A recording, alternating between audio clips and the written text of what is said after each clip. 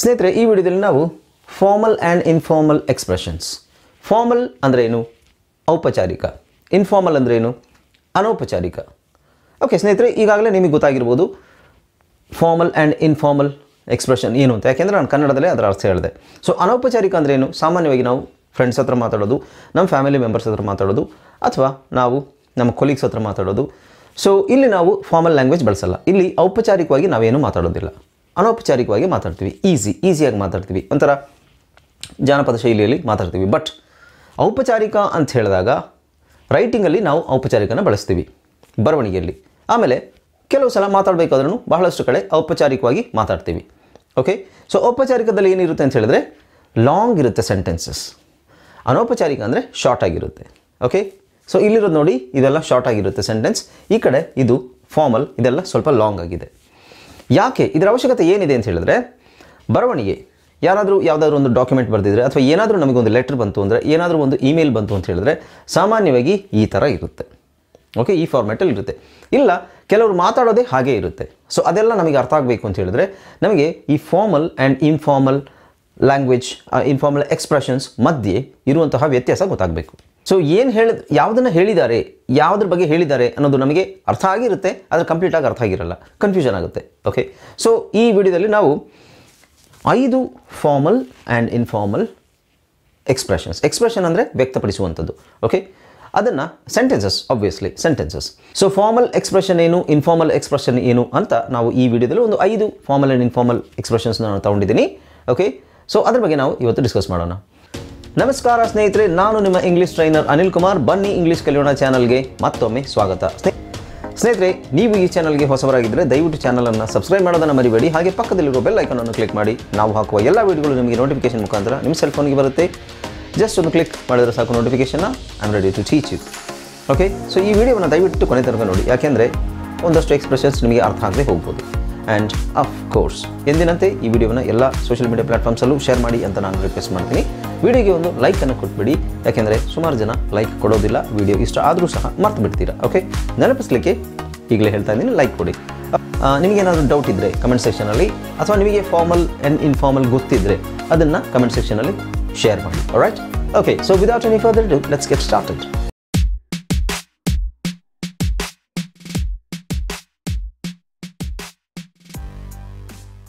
Hello friends, ಇದೊಂದು ವಿಶೇಷ ಸೂಚನೆ. ನಮ್ಮಲ್ಲಿ ಇದೀಗ ಆನ್ಲೈನ್ ಇಂಗ್ಲಿಷ್ ಕೋರ್ಸ್ನ ಹೊಸ ಬ್ಯಾಚ್ ಶುರುವಾಗಿದೆ. ನೀವು ಎಲ್ಲೂ ಹೊರಗಡೆ ಹೋಗಿ ಇಂಗ್ಲಿಷ್ ಕಲಿಯುವ ಅವಶ್ಯಕತೆ ಇಲ್ಲ. ಮನೆಯಲ್ಲಿ ಆರಾಮಾಗಿ ಕೂತ್ಕೊಂಡು ಯಾವುದೇ ಮುಜುಗರವಿಲ್ಲದೆ, ಏನೂ ಟೆನ್ಷನ್ ಇಲ್ಲದೆ ನೀವು ಆರಾಮಾಗಿ ಇಂಗ್ಲಿಷನ್ನು ಕಲಿಬಹುದು. ಓದಲಿಕ್ಕೆ, ಬರೀಲಿಕ್ಕೆ ಮತ್ತೆ ಮಾತಾಡಲಿಕ್ಕೆ ಕಲಿಬಹುದು. ನಿಮಗೆ ಇಂಗ್ಲಿಷಲ್ಲಿ ಏನೂ ಗೊತ್ತಿಲ್ಲ ಅಂತ ತಿಳ್ಕೊಳ್ಳಿ, ABCD ಸಹ ನಿಮಗೆ ಓದಕ್ಕೆ ಬರಲ್ಲ. ABCD ಓದಲಿಕ್ಕೆ, ಬರೀಲಿಕ್ಕೆ ಮತ್ತು ಮಾತಾಡಲಿಕ್ಕೆ ನಾವು ನಿಮಗೆ ಕಲಿಯಲು ಸಹಾಯ ಮಾಡಿಕೊಡುತ್ತೇವೆ. ಓಕೆ, ಮಕ್ಕಳು, ದೊಡ್ಡವರು, ಕೆಲಸಕ್ಕೆ ಹೋಗೋರು, ಮನೆಯಲ್ಲಿರೋರು ಯಾರು ಬೇಕಾದರೂ ನಮ್ಮ ಕೋರ್ಸನ್ನು ಜಾಯ್ನ್ ಆಗ್ಬೋದು. ಇದಕ್ಕೆ ವಯಸ್ಸಿನ ವಯೋಮಿತಿ ಇರುವುದಿಲ್ಲ. ಹಾಗಾದರೆ ಸ್ನೇಹಿತರೆ, ತಡ ಯಾಕೆ? ಈ ಕೂಡಲೇ ನಿಮ್ಮ ಫೋನನ್ನು ತೆಗೆದುಕೊಳ್ಳಿ ಆ್ಯಂಡ್ ಕೆಳಗಡೆ ಕೊಟ್ಟಿರುವಂತಹ ಸೆಲ್ ಫೋನ್ ನಂಬರ್ಗೆ ಕಾಲ್ ಮಾಡಿ ನಿಮ್ಮ ಹೆಸರನ್ನು ರಿಜಿಸ್ಟರ್ ಮಾಡಿಕೊಳ್ಳಿ. ಸೊ ಫಸ್ಟ್ ನಾವು ಫಾರ್ಮಲ್ ನೋಡೋಣ. Okay, please let me know when you will be available. Please let me know when you will be available ಅಂದರೆ, ಓಕೆ, ಸೊ ಇದನ್ನು ಇನ್ಫಾರ್ಮಲಲ್ಲಿ ಹೇಗೆ ಹೇಳೋದು? Let me know if we can get together ಅಂದರೆ, ಇಲ್ಲಿ sentence long ಆಗಿದೆ, ಒಳ್ಳೊಳ್ಳೆ ಪದಗಳ ಬಳಕೆ ಆಗಿದೆ, ಬಟ್ ಇಲ್ಲಿ ಸಿಂಪಲ್ ಆಗಿ ಹೇಳಿದ್ದಾರೆ. ಸೊ ಹಾಗಿದ್ರೆ ನಾವು ಸಿಂಪಲ್ನೇ ನೋಡ್ಬೋದಲ್ಲ ಸರ್, ಏನಕ್ಕೆ ನಾವು ಫಾರ್ಮಲ್ನ ಕಲಿಬೇಕು ಅಂತ ಹೇಳಿದ್ರೆ, ಸಿಂಪಲ್ ಲ್ಯಾಂಗ್ವೇಜ್ ನಮಗೆ ಗೊತ್ತಿರಬೇಕು, ಹೌದು, ಅದರ ಫಾರ್ಮಲ್ ಲ್ಯಾಂಗ್ವೇಜ್ ಸಹ ಗೊತ್ತಿರಬೇಕು. ಯಾಕೆಂದರೆ ಒಂದು ಇಮೇಲ್ ಬಂತು ಅಂದರೆ, ನಿಮಗೆ ಯಾವುದಾದ್ರೂ ಒಂದು ಕಂಪ್ನಿಗೆ ಜಾಬ್ ಅಪ್ಲೈ ಮಾಡಿರ್ತೀರಾ, ಅಥವಾ ನಿಮಗೆ ಏನಾದರೂ ಸಮಸ್ಯೆ ಆಗಿರುತ್ತೆ ಫೋನಲ್ಲಾಗಲಿ ಕಂಪ್ಯೂಟ್ರಲ್ಲಾಗಲಿ, ಆವಾಗ ನೀವು ಕಸ್ಟಮರ್ನ ಕಾಂಟ್ಯಾಕ್ಟ್ ಮಾಡಿದಾಗ ಅವರೊಂದು ಮೇಲ್ ಕಳಿಸ್ತಾರೆ. ಸೊ ಆ ಮೇಲ್ನ ಓದಕ್ಕೆ ನಿಮಗೆ ಗೊತ್ತಿರಬೇಕು. ಎಲ್ಲರೂ ಮೇಲ್ ಓದಕ್ಕೆ ಗೊತ್ತಿರಬೇಕು ಅಂತ ನಾನು ಹೇಳ್ತಾ ಇಲ್ಲ, ಬಟ್ ಫಾರ್ಮಲ್ ಲ್ಯಾಂಗ್ವೇಜ್ನ ತಿಳ್ಕೊಂಡಿರೋದು ಬಹಳ ಒಳ್ಳೆಯದು, ನಿಮಗೆ ಫ್ಯೂಚರಿಗೆ ತುಂಬ ಒಳ್ಳೆಯದಾಗುತ್ತೆ. Okay, yeah, so let me know if we can get together ಅಂದರೆ ಇದರ ಅರ್ಥ ಏನು? Please let me know when you will be available ಅಂದರೆ, ದಯವಿಟ್ಟು ನನಗೆ ಹೇಳ್ತೀರಾ ನೀವು ಯಾವಾಗ ಅವೈಲೇಬಲ್ ಆಗಿದ್ದೀರಾ ಅಂತ. ಅವೈಲೇಬಲ್ ಅಂದರೆ ಸಿಕ್ಕೋದು, ಯಾವಾಗ ಸಿಗ್ತೀರಾ, ಅಥವಾ ಯಾವಾಗ ನಿಮಗೆ ನಾನು ಕಾಂಟ್ಯಾಕ್ಟ್ ಮಾಡ್ಬೋದು, ಯಾವಾಗ ನಾನು ನಿಮ್ಮ ಹತ್ರ ಮಾತಾಡ್ಬೋದು, ನಿಮ್ಮ ಅವೈಲೇಬಿಲಿಟಿ ಬಗ್ಗೆ ನನಗೆ ತಿಳಿಸುವಿರಾ ಅಂತ. ಪ್ಲೀಸ್ ಲೆಟ್ ಮೀ ನೋ, ತಿಳಿಸುವಿರಾ. ಓಕೆ, ಸೊ ಇದನ್ನು let me know if we can get together ಅಂದರೆ, ನಾವು ಯಾವಾಗಲಾದರೂ ಸೇರ್ಬೋದಾ, ಅಥವಾ ನಾವು ಯಾವಾಗಲಾದರೂ ಮೀಟ್ ಆಗ್ಬೋದಾ ಅಂತ ನನಗೆ ತಿಳಿಸು ಅಂತ. ನಾವು ಫ್ರೆಂಡ್ಸ್ ಆ್ಯಂಡ್ ಫ್ಯಾಮಿಲಿಗೆ ಸಿಗ್ಬೋದಾ, ಯಾವಾಗಲಾದರೂ ಸಿಗೋಣ ಅಂತ ಹೇಳ್ತೀವಿ. ಬಟ್ ನೀವು ಇದನ್ನೇ ನೀವು ಒಂದು ಆಫೀಸರ್ಗೆ ಅಥವಾ ಒಬ್ಬ ಯಾರಿಗಾದರೂ ಹೈಯರ್ ಅಫಿಷಿಯಲ್ಗೆ ನಾವು ಅಥವಾ ನಮ್ಮ ಕಸ್ಟಮರ್ಸಿಗೆ ಕ್ಲೈಂಟ್ಸಿಗೆ ಯಾರಿಗಾದ್ರೂ ನಾವು ಮಾತಾಡಬೇಕಾದ್ರೆ ಈ ಲ್ಯಾಂಗ್ವೇಜನ್ನು ಯೂಸ್ ಮಾಡಬೇಕು. ರೈಟ್. ಸೊ ಸ್ನೇಹಿತರೆ ಗೊತ್ತಾಯ್ತಲ್ಲ ಈಗ ಔಪಚಾರಿಕ ಮತ್ತು ಅನೌಪಚಾರಿಕ. Okay, let's move on. ಇಲ್ಲಿ ನೋಡಿ, ವಿ ಕ್ಯಾನ್ ಗೆಟ್ ಟುಗೆದರ್, ಇಬ್ಬರು ಸೇರ್ಬೋದಾ ಅಥವಾ ಮೀಟ್ ಆಗ್ಬೋದಾ ಅಂತ. ನಾವು we can assist in the resolution of this issue. We can assist. Assist ಅಂದರೆ ಸಹಾಯ ಮಾಡುವುದು, ಸಹಾಯ, ಅಸಿಸ್ಟೆನ್ಸ್, ಅಸಿಸ್ಟೆಂಟ್ ಅಂತ ಹೇಳ್ತಾರೆ. We can assist in the resolution of this issue. Okay, so resolution ಅಂದರೆ ಸಾಲ್ವ್ ಮಾಡೋದು, ಸಾಲ್ವ್ ಮಾಡು. ಈ ಇಶ್ಯೂ ಸಾಲ್ವ್ ಮಾಡೋಕ್ಕೆ, ಈ ಸಮಸ್ಯೆಯನ್ನು ಸಾಲ್ವ್ ಮಾಡಲಿಕ್ಕೆ ನಾನು ನಿಮಗೆ ಸಹಾಯ ಮಾಡಬಲ್ಲೆ ಅಥವಾ ನಾವು ನಿಮಗೆ ಸಹಾಯ ಮಾಡಬಲ್ಲೆವು ಅಂತ ಹೇಳೋದನ್ನು I can help you solve this problem. I can help you solve this problem. ಇದನ್ನು ಅನೌಪಚಾರಿಕವಾಗಿ ಹೇಳೋದು. I can help you solve this problem. ನಾನು ಈ ಪ್ರಾಬ್ಲಮನ್ನು ಸಾಲ್ವ್ ಮಾಡಲಿಕ್ಕೆ ಸಹಾಯ ಮಾಡೋಕ್ಕೆ ನನಗಾಗುತ್ತೆ, ಸಿಂಪಲಾಗಿ ಹೇಳೋದು. ಇಲ್ಲೇನು, we can assist, we are I can assist, ಸಹಾಯ, ಇನ್ ದ ರೆಸೊಲ್ಯೂಷನ್, ಈ ಸಮಸ್ಯೆಯನ್ನು ಪರಿಹರಿಸಲು ನಾನು ನಿಮಗೆ ಸಹಾಯ ಮಾಡಬಲ್ಲೆ ಅಂತ ಹೇಳೋದನ್ನು ನಾವು ಫಾರ್ಮಲ್ ಇಂಗ್ಲೀಷ್ ಅಂತ ಹೇಳ್ತೀವಿ. ಇಲ್ಲಿ I can help you solve this problem, ಈ ಪ್ರಾಬ್ಲಮ್ ಸಾಲ್ವ್ ಮಾಡಲಿಕ್ಕೆ ನನ್ನ ಕೈಲಾಗುತ್ತೆ, ನಾನು ನಿನಗೆ ಸಹಾಯ ಮಾಡ್ತೀನಿ ಅಂತ. Okay, yeah. Next one is please let us know of your requirements. Please let us, ಇಲ್ಲಿ ನೋಡಿ let me know, let me know ಅಂತಿದೆ. ಇದು ಮೂರು ಪದಗಳು ಬಿಡಿಸಿ ಬಿಡಿಸಿ ಹೇಳಿದಾಗ ಬೇರೆ ಮೀನಿಂಗ್ ಬರುತ್ತೆ, ಬಟ್ ಎಲ್ಲದನ್ನು ಕೂಡಿಸಿ ಓದಿದಾಗ ಅದರ ಬೇರೆ ಮೀನಿಂಗ್ ಬರುತ್ತೆ. ಓಕೆ, ಮೀನಿಂಗ್ ಒಂದೇ ಇರುತ್ತೆ ಬಟ್ ಅದು ಚೇಂಜ್ ಆಗಿರುತ್ತೆ. ರೈಟ್.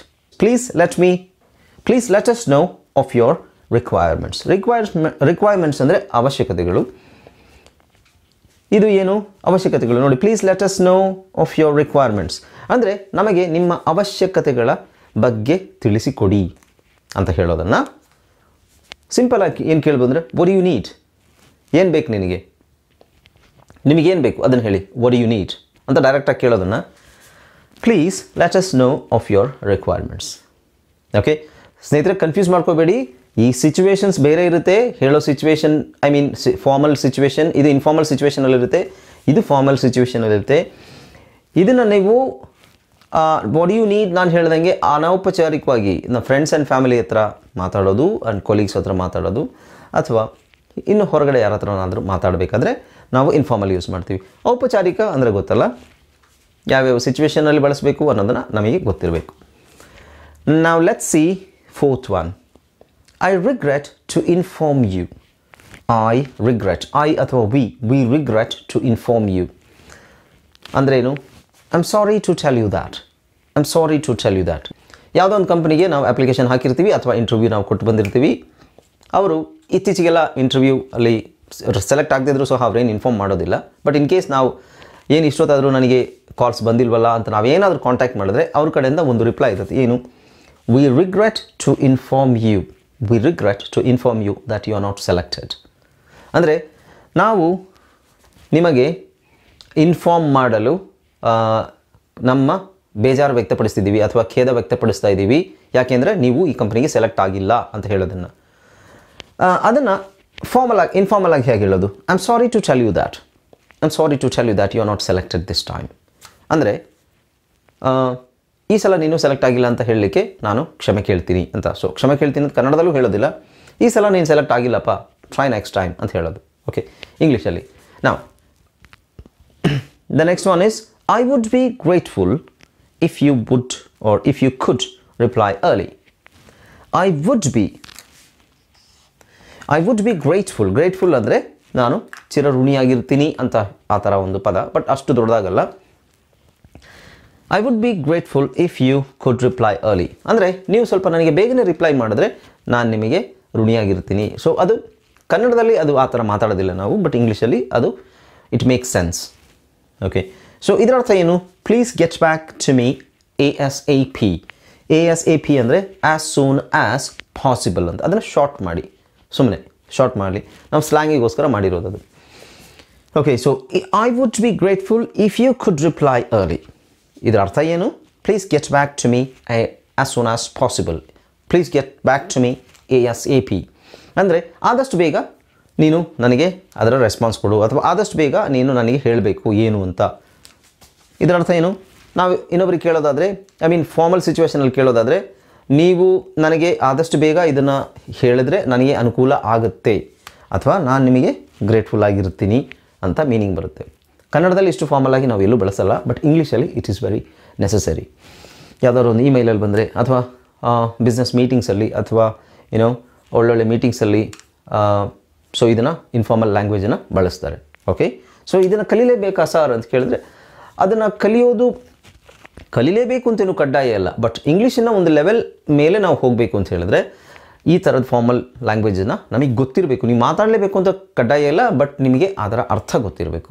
ಓಕೆ, ಇದು ಮಾತ್ರ ನಮಗೆ ಗೊತ್ತಿದ್ದರೆ ಈ ಥರ ಹೇಳಿದಾಗ ನಾವು ಆಮೇಲೆ ಗೊತ್ತಿಲ್ವಲ್ಲ ಅಂತ ಅನ್ಕೋಬೇಕಾಗುತ್ತೆ, ಪಶ್ಚಾತ್ತಾಪ ಪಡಬೇಕಾಗುತ್ತೆ. Okay, so that is why it's better to learn this formal language. ಯಾಕೆಂದರೆ ನಾವು ಬೇಸಿಕ್ಕಿಂತ ಕಲಿತಾ ಇದ್ದೀವಿ, ಒಂದು ಲೆವೆಲ್ ಹಂತ ಆದಮೇಲೆ ನಿಮಗೆ ಒಂದಷ್ಟು ಕ್ಯಾಶುವಲ್ ಆಗಿ ಮಾತಾಡೋಕ್ಕೆ ಬಂತು ಅಂತ ಇಟ್ಕೊಳ್ಳಿ, ಫ್ಲೂಯೆಂಟಾಗಿ ಇಂಗ್ಲೀಷ್ ಮಾತಾಡೋಕ್ಕೆ ಬಂತು ಅಂದ್ರೂ ಈ ಫಾರ್ಮಲ್ ಇಂಗ್ಲೀಷ್ ನಿಮಗೆ ಗೊತ್ತಿದ್ದರೆ ಅದು ನಿಮಗೆ ಬಹಳ ಹೆಲ್ಪ್ ಆಗುತ್ತೆ.